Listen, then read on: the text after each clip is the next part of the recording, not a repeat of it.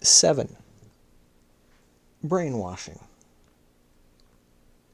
In the two preceding chapters, I have described the techniques of what may be called wholesale mind manipulation, as practiced by the greatest demagogue and the most successful salesman in recorded history. But no human problem can be solved by wholesale methods alone. The shotgun has its place, but so has the hypodermic syringe. In the chapters that follow, I shall describe some of the more effective techniques for manipulating not crowds, not entire publics, but isolated individuals. In the course of his epoch-making experiments on the conditioned reflex, Ivan Pavlov observed that, when subjected to prolonged physical or psychic stress, laboratory animals exhibit all the symptoms of a nervous breakdown. Refusing to cope any longer with the intolerable situation, their brains go on strike, so to speak, and either stop working altogether, the dog loses consciousness, or else resort to slowdowns and sabotage. The dog behaves unrealistically or develops the kind of physical symptoms which in a human being we would call hysterical. Some animals are more resistant to stress than others. Dogs, possessing what Pavlov called a strong, excitatory constitution, break down much more quickly than dogs of a merely lively as opposed to a choleric or agitated temperament. Similarly, weak, inhibitory dogs reach the end of their tether much sooner than do calm, imperturbable dogs. But even the most stoical dog is unable to resist indefinitely. If the stress to which he is subjected is sufficiently intense or sufficiently prolonged, he will end by breaking down as abjectly and as completely as the weakest of his kind. Pavlov's findings were confirmed in the most distressing manner, and on the very large scale, during the two world wars. As the result of a single catastrophic experience, or of a succession of terrors less appalling but frequently repeated, soldiers develop a number of disabling psychophysical symptoms: temporary unconsciousness, extreme agitation, lethargy, functional blindness or paralysis, completely unrealistic responses to the challenge of events, strange reversals of lifelong patterns of behavior, all the symptoms which Pavlov observed in his dogs reappeared among the victims of what in the First World War was called shell shock, in the Second, battle fatigue. Every man, like every dog, has his own individual limit of endurance. Most men reach their limits after about 30 days or more or less continuous stress under the conditions of modern combat. The more than averagely susceptible succumb in only 15 days. The more than averagely the more than averagely tough can resist for 45 or even 50 days. Strong or weak in the long run, all of them break it down. All that is to say of those who are initially sane. For ironically enough, the only people who can hold up indefinitely under the stress of modern war are psychotics. Individual insanity is immune to the consequences of collective insanity. The fact that every individual has his breaking point has been known, and in a crude, unscientific way, exploited from time immemorial. In some cases, man's dreadful inhumanity to man has been inspired by the love of cruelty for its own horrible and fascinating sake. More often, however, pure sadism was tempered by utilitarianism, theology, or reasons of state. Physical torture and other forms of stress were inflicted by lawyers in order to loosen the tongues of reluctant witnesses, by clergymen in order to punish the unorthodox and induce them to change their opinions, by secret police to extract confessions from persons suspected of being hostile to the government. Under Hitler, torture followed by mass extermination was used on those biological heretics, the Jews. For a young Nazi, a tour of duty in the extermination camps was, in Himmler's words, the best indoctrination on inferior beings and the subhuman races. Given the obsessional quality of the anti-Semitism which Hitler picked up as a young man in the slums of Vienna, this revival of the methods employed by the Holy Office against heretics and witches was inevitable. But in the light of the findings of Pavlov and of the knowledge gained by psychiatrists in the treatment of war neuroses, it seems a hideous and grotesque anachronism. The stresses amply sufficient to cause a complete cerebral breakdown can be induced by methods which, though hatefully inhuman, fall short of physical torture. Whatever may have happened in earlier years, it seems fairly certain that torture is not extensively used by the communist police today. They draw their inspiration not from the Inquisitor or the SS man, but from the psychologist and his methodically conditioned laboratory animals. Sorry, that's method.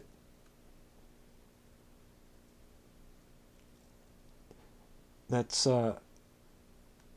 methodically. What?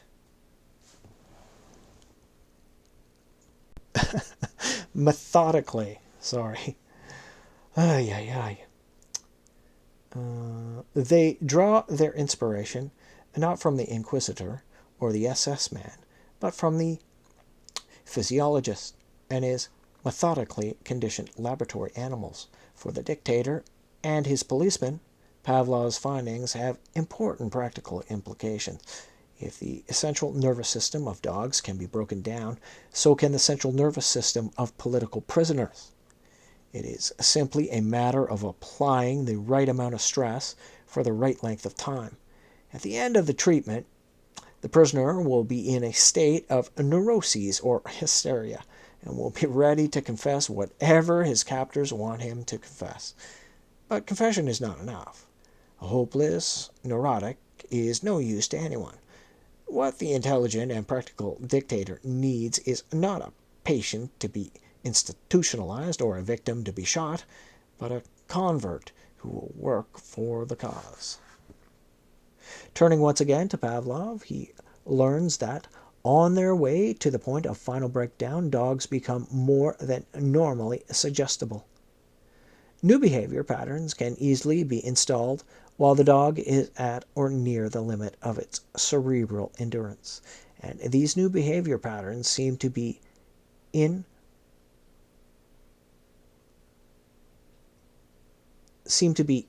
ineradicable. The animal in which they have been implanted cannot be deconditioned. That which it has learned under stress will remain an integral part of its makeup. Psychological stresses can be produced in many ways. Dogs become disturbed when stimuli are unusually strong, when the interval between a stimulus and the customary response is unduly prolonged, and the animal is left in a state of suspense, when the brain is confused by stimuli that run counter to what the dog has learned to expect, when stimuli make no sense within the victim's established frame or reference. Furthermore, it has been found that the deliberate induction of fear, rage, or anxiety markedly heightens the dog's suggestibility.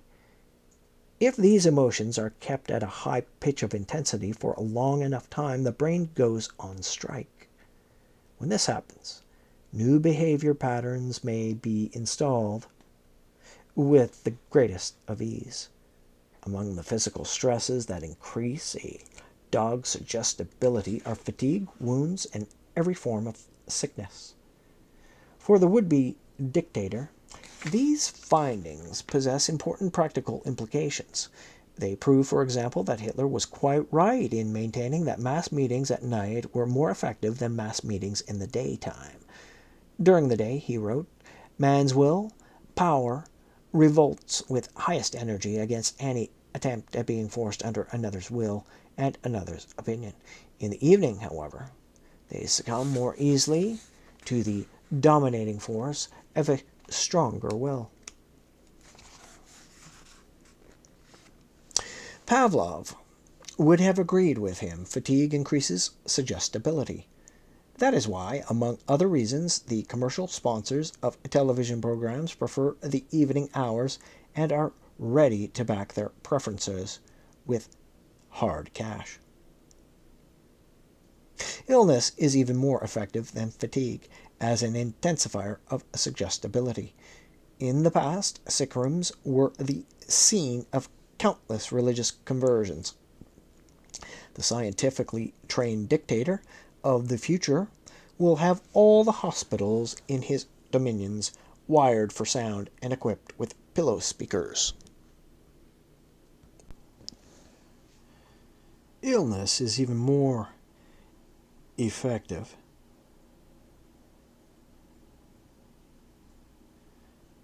than fatigue as an intensifier of suggestibility. In the past, sick rooms were the scenes of countless religious conversions.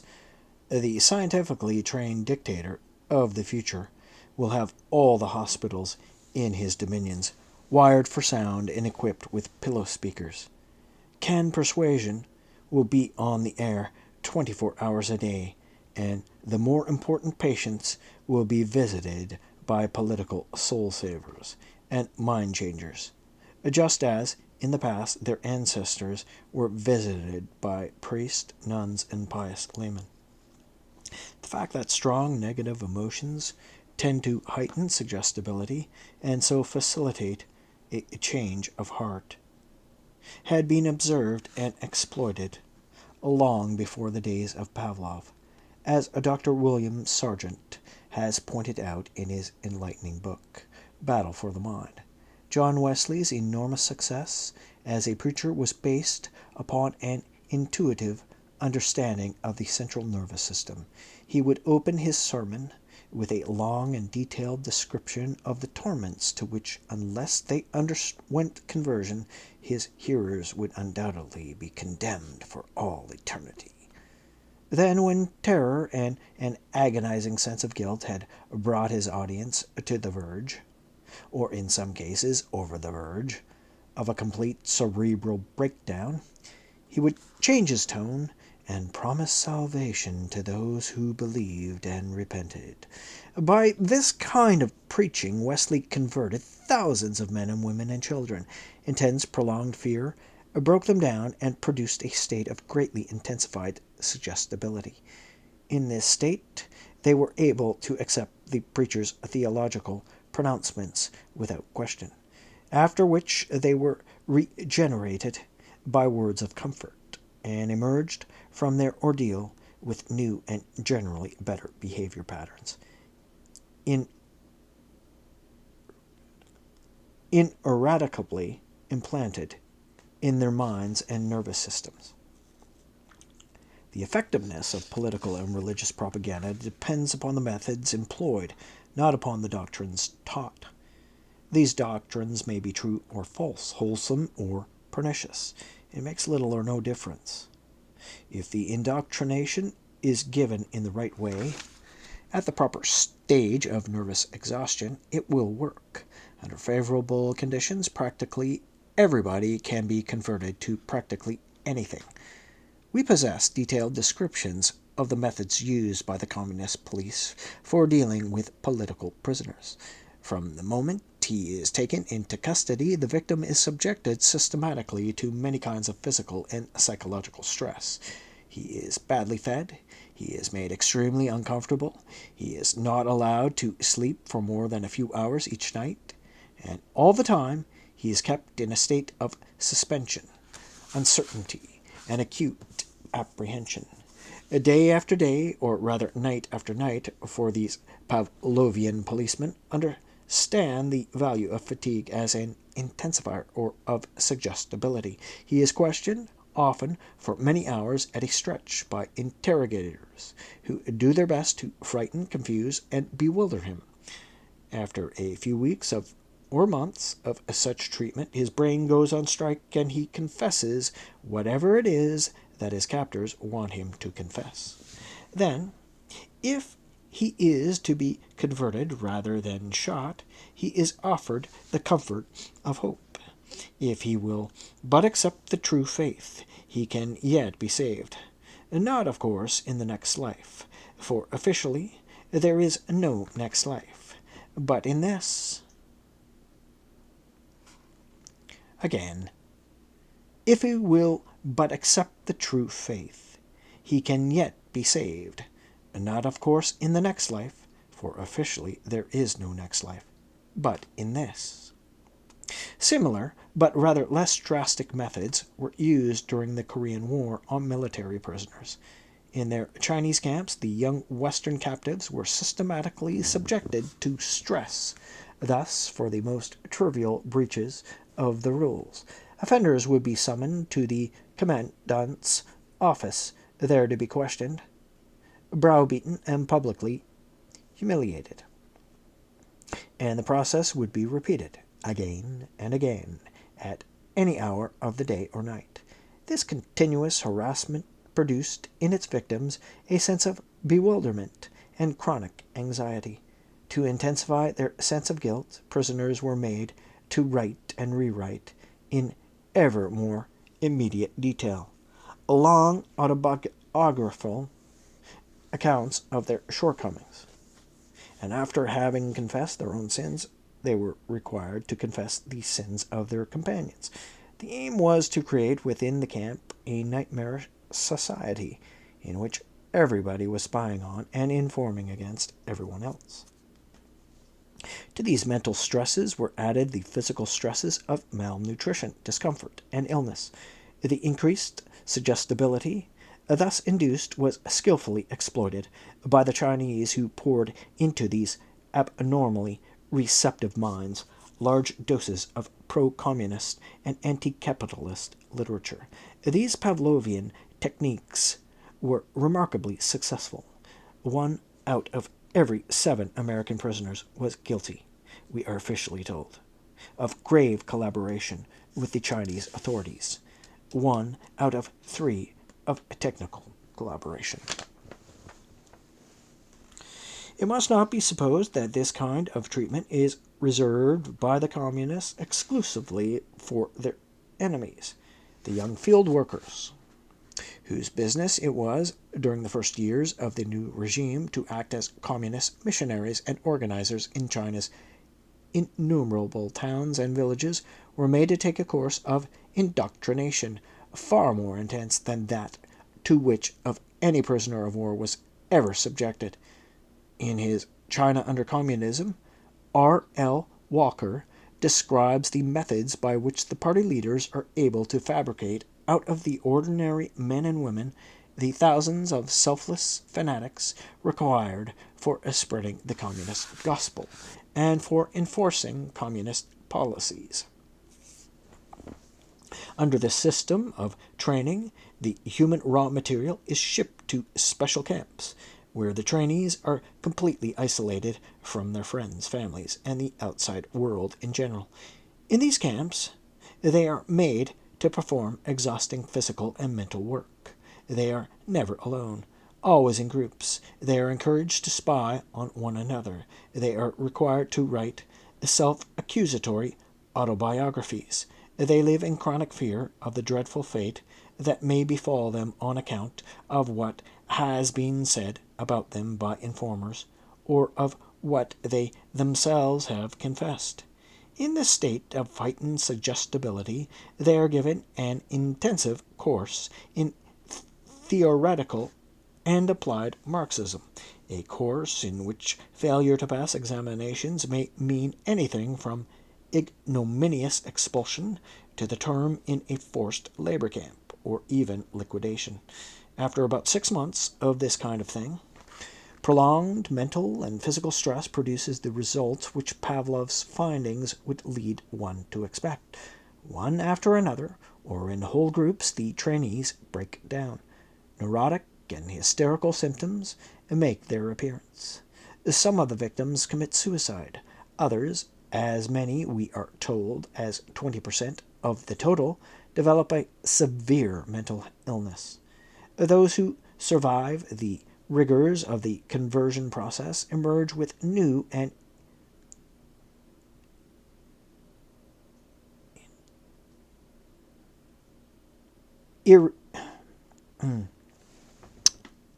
pardon me.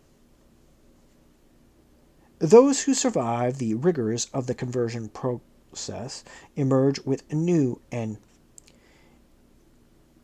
irreducible behavior patterns. All their ties with the past, friends, family, traditional decencies, and pieties have been severed. They are new men recreated in the image of their new God and totally dedicated to his service. Footnote. In the new people's communes of China, the educational methods hitherto reserved for missionaries are now being applied, it would seem, to everybody. A 12-hour working day ensures a state of permanent exhaustion. Spying, delation, and ubiquitous policemen foster a chronic anxiety, and the forced repression of sexual impulses and the common affections tends to create a sense of profound and hopeless frustration on men, women, and children, softened up by these tested Pavlovian methods. There is poured a never-ceasing stream of command and dogmatic assertion of red-hot jingoism and hymns of hate, of threats of dire punishment mitigated by millennial promises of glorious things to come. How many millions will break down under this educational ordeal remains to be seen. End of footnote. Throughout the communist world, tens of thousands of these disciplined and devoted young men are being turned out every year from hundreds of conditioning centers. What the Jesuits did for the Roman Catholic Church of the Counter-Reformation, these products of the more scientific and even harsher training are now doing, and will doubtless continue to do, for the communist parties of Europe, Asia, and Africa. In politics, Pavlov seemed to have been an old-fashioned liberal, but by a strange irony of fate, his researches and his theories he based upon them have called into existence a great army of fanatics dedicated heart and soul, reflex and nervous system, to the destruction of old-fashioned liberalism wherever it can be found. Brainwashing, as it is now practiced, is a hybrid technique depending for its effectiveness partly on the systematic use of violence, partly on skillful psychological manipulation. It represents the tradition of 1984, on its way to becoming the tradition of Brave New World. Under a long-established and well-regulated dictatorship, our current methods of semi-violent manipulation will seem, no doubt, absurdly crude, conditioned from earliest infancy, and perhaps also biologically predestined.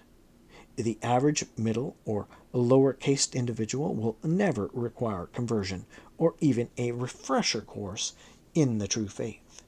The members of the highest caste will have to be able to think new thoughts in response to new situations. Consequently, their training will be much less rigid than the training imposed upon those whose business is not to reason why, but merely to do and die with the minimum of fuss.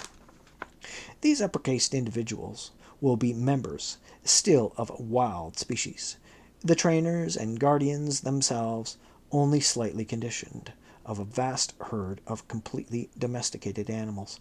Their wildness will make it possible for them to become heretical and rebellious. When this happens, they will have to be either liquidated or brainwashed back into orthodoxy, or, as in Brave New World, exiled to some island where they can give no further trouble, except, of course, to one another. But universal infant conditioning and the other techniques of manipulation and control are still a few generations away in the future. On the road to the Brave New World, our rulers will have to rely on the transitional and provisional techniques of brainwashing.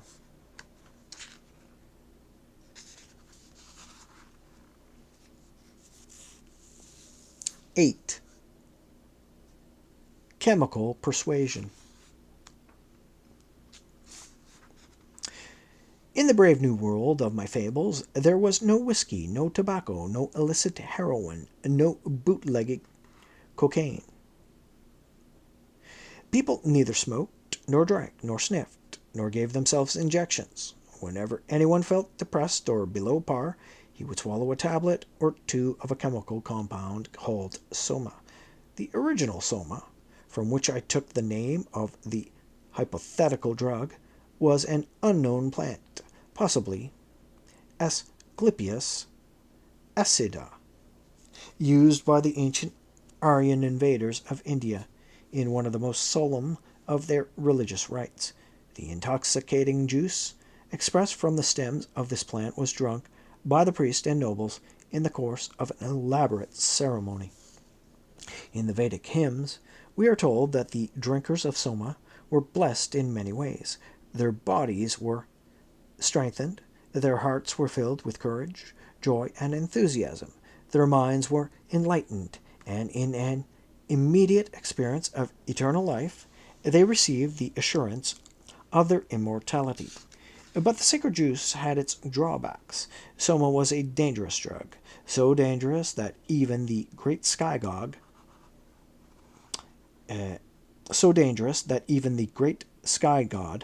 Indra was sometimes made ill by drinking it.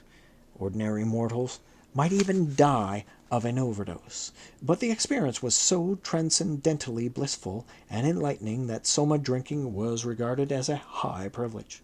For this privilege, no price was too great. The soma of Brave New World had none of the drawbacks of its Indian original. In small doses, it brought a sense of bliss. In larger doses, it made you see visions, and if you took 3 tablets, you would sink in a few minutes into refreshing sleep, and all at no physiological or mental cost. The Brave New Worlders could take holidays from their black moods or from the familiar annoyances of everyday life, without sacrificing their health or permanently reducing their efficiency. In the Brave New World, the soma habit was not a private vice, it was a political institution. It was the very essence of the life, liberty, and pursuit of happiness guaranteed by the Bill of Rights. But this most precious of the subjects' inalienable privileges was at the same time one of the most powerful instruments of rule in the dictator's armory. The systematic drugging of individuals for the benefit of the state, and incidentally, of course, for their own delights, was a main plank in the policy of the world controllers.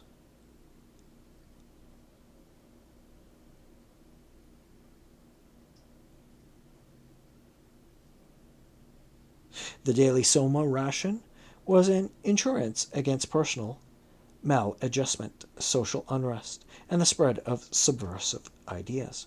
Religion, Karl Marx declared, is the opium of the people.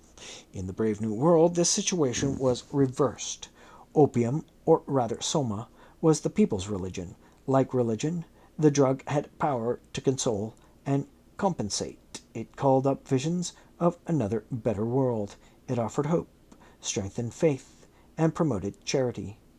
Beer A poet has written, "Does more than Milton can to justify God's way to man." And let us remember that compared with soma, beer is a drug of the crudest and most unreliable kind. In this matter of justifying God's ways to man, soma is to alcohol as alcohol is to the theological arguments of Milton. In 1931, when I was writing about the imaginary synthetic by means of which future generations would be made both happy and docile, the well-known American biochemist Dr. Irvine Page was preparing to leave Germany, where he had spent the 3 preceding years at the Kaiser Wilhelm Institute, working on the chemistry of the brain. It is hard to understand, Dr. Page has written in a recent article, why it took so long for scientists to get around to investigating the chemical reactions in their own brains. I speak, he adds, from acute personal experience. When I came home in 1931, I could not get a job in this field, the field of brain chemistry, or stir a ripple of interest in it. Today, 27 years later, the non-existent ripple of 1931 has become a tidal wave of biochemical and psychopharmacological research. The enzymes which regulate the workings of the brain are being studied. Within the body, hitherto unknown chemical substances such as adrenochrome and serotonin, of which Dr. Page was a co-discoverer, have been isolated, and their far-reaching effects on our mental and physical functions are now being investigated. Meanwhile, new drugs are being synthesized, drugs that reinforce or correct or interfere with the actions of the various chemicals by means of which the nervous system performs its daily and hourly miracles as the controller of the body, the instrument and mediator of consciousness. From our present point of view, the most interesting facts about these new drugs is that they temporarily alter the chemistry of the brain and the associated state of the mind, without doing any permanent damage to the organism as a whole. In this respect, they are like soma, and profoundly unlike the mind-changing drugs of the past. For example, the classical tranquilizer is opium. But opium is a dangerous drug which, from Neolithic times down to the present day, has been making addicts and ruining health. The same is true of the classical euphoric alcohol, the drug which, in the words of the psalm, is maketh glad the heart of man. But unfortunately, alcohol not only maketh glad the heart of man, it also, in excessive doses, causes illness and addiction, and has been a main source for the last 8 or 10,000 years of crime, domestic unhappiness, moral degradation, and avoidable accidents. Among the classical stimulants, tea, coffee, and mate are, thank goodness, almost completely harmless. They are also very weak stimulants.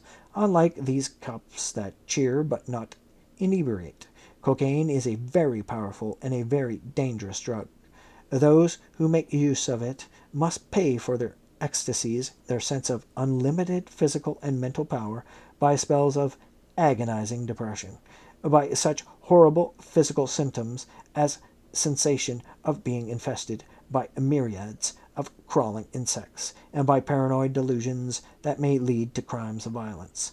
Another stimulant of more recent vintage is amphetamine, better known under its trade name of Benzedrine.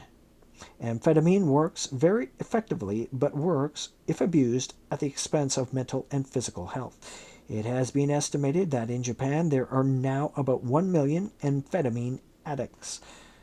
Of the classical vision producers, the best known are the peyote of Mexico and the southwestern United States, and cannabis sativa, consumed all over the world under such names as hashish, behang, keef, and marijuana. According to the best medical and anthropological evidence, peyote is far less harmful than the white man's gin or whiskey. It permits the Indians who use it in their religious rites to enter paradise and to feel at one with the beloved community, without making them pay for the privilege by anything worse than the ordeal of having to chew on something with a revolting flavor and of feeling somewhat nauseated for an hour or two. Cannabis sativa is a less innocuous drug, though not nearly so harmful as the sensation mongers would have us believe. The medical committee, appointed in 1944 by the mayor of New York to investigate the problem of marijuana, came to the conclusion, after careful investigation, that cannabis sativa is not a serious menace to society, or even to those who indulge in it. It is merely a nuisance. From these classical mind changers, we pass to the latest products of psychopharmacological research. Most highly publicized of these are the three new tranquilizers: reserpine, chlorpromazine, and meprobamate. Administered to certain classes of psychotics, the first two have proved to be remarkably effective, not in curing mental illness, but at least in temporarily abolishing their more distressing symptoms. Meprobamate, alias Milltown, produces similar effects in persons suffering from various forms of neuroses. None of these drugs is perfectly harmless, but their cost, in terms of physical health and mental efficiency, is extraordinarily low.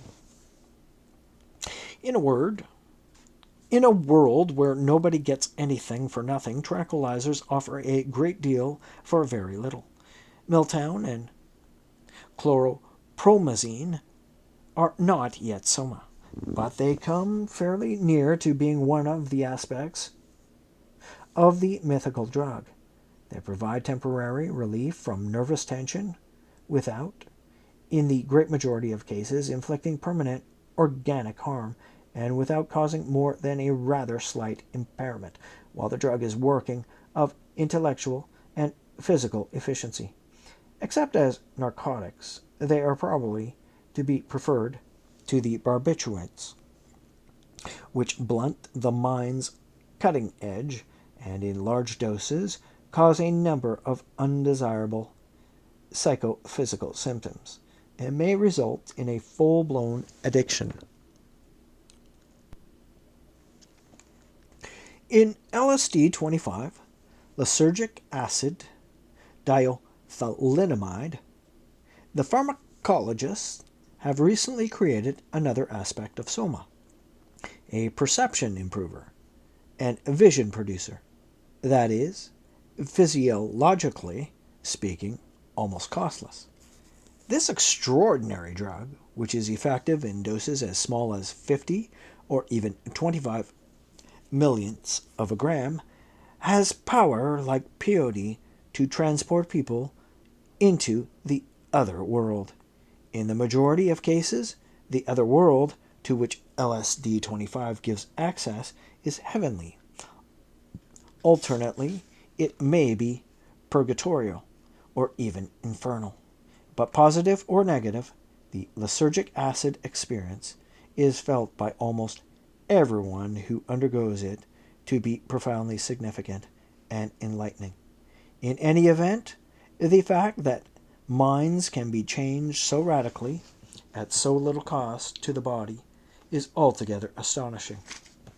Soma was not only a vision producer and a tranquilizer, it was also, and no doubt impossibly, a stimulant of mind and body, a creator of active euphoria, as well as of the negative happiness that follows the release from anxiety and tension. The ideal stimulant, powerful but innocuous, still awaits discovery. Amphetamine, as we have seen, was far from satisfactory. It exacted too high a price for what it gave. A more promising candidate for the role of soma, in its third aspect, is iproniazid, spelled IPRONIAZID,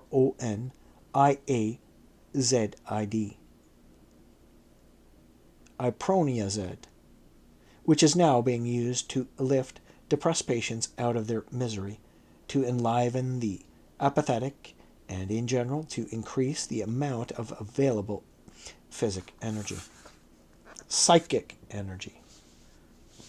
Sorry. Still more promising, according to a distinguished pharmacologist of my acquaintance, is a new compound still in the testing stage to be known as Diener. Diener is an amino alcohol and is thought to increase the production of acetylcholine within the body, and thereby to increase the activity and effectiveness of the nervous system. The man who takes the new pill needs less sleep, feels more alert and cheerful, thinks faster and better, and all at next to no organic cost, at any rate in the short run. It sounds almost too good to be true. We see then that though soma does not yet exist, and will probably never exist, fairly good substitutes for the various aspects of soma have already been discovered. There are now physiologically cheap tranquilizers, physiologically cheap vision producers, and physiologically cheap stimulants. That a dictator could, if he so desired, make use of these drugs for political purposes is obvious. He could insure himself against political unrest by changing the chemistry of his subjects' brains, and so making them content with their servile conditions. He could use tranquilizers to calm the excited, stimulants to arouse enthusiasm in the indifferent hallucinants. He could use tranquilizers to calm the excited stimulants to arouse enthusiasm in the indifferent halluciants, to distract the attention of the wretched from their miseries. But how, it may be asked, will the dictator get his subjects to take the pills that will make them think, feel, and behave in the ways he finds desirable? In all probability, it will be enough merely to make the pills available. Today, alcohol and tobacco are available, and people spend considerably more on these very unsatisfactory euphorics, pseudostimulants, and sedatives that they are ready to spend on the education of their children. Or consider their barbiturates and the tranquilizers. In the United States, these drugs can be obtained only on a doctor's prescription, but the demand of the American public for something that will make life in an urban industrial environment a little more tolerable is so great that doctors are now writing prescriptions for the various tranquilizers at the rate of 48 millions a year. Moreover, a majority of these prescriptions are refilled. 100 doses of happiness are not enough. Send to the drugstore for another bottle, and when that is finished, for another. There can be no doubt that if tranquilizers could be bought as easily and cheaply as aspirin, they would be consumed, not only by the billions, as they are at present, but by the scores and hundreds of billions. And a good cheap stimulant would be almost as popular. Under a dictatorship, pharmacists would be instructed to change their tune with every change of circumstance. In times of national crisis, it would be their business to push the sale of stimulants. Between crises, too much alertness and energy on the part of his subjects may prove embarrassing to the tyrant. At such times, the masses would be urged to buy tranquilizers and vision producers.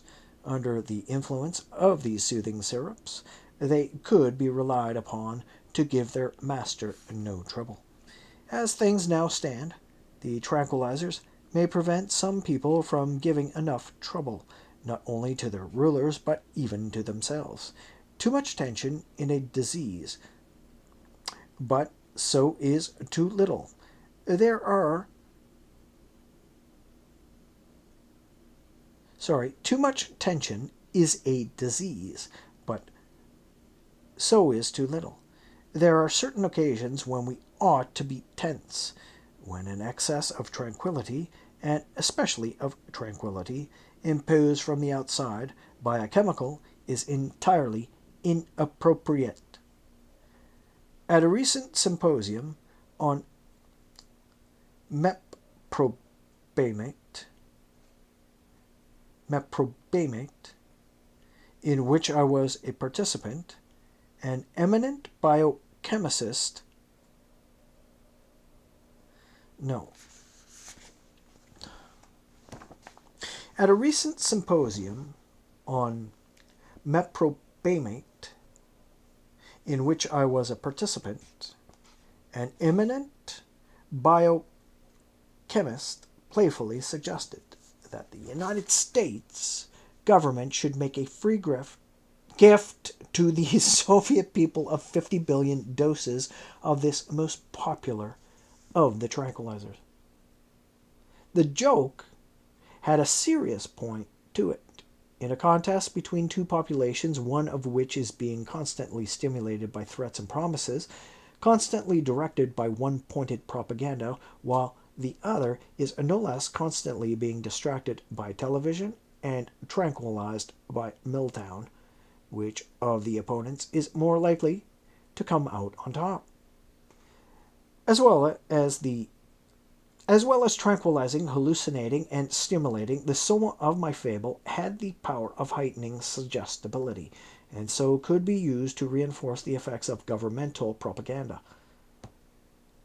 Less effectively, and at a higher physiological cost, several drugs already in the pharmacopoeia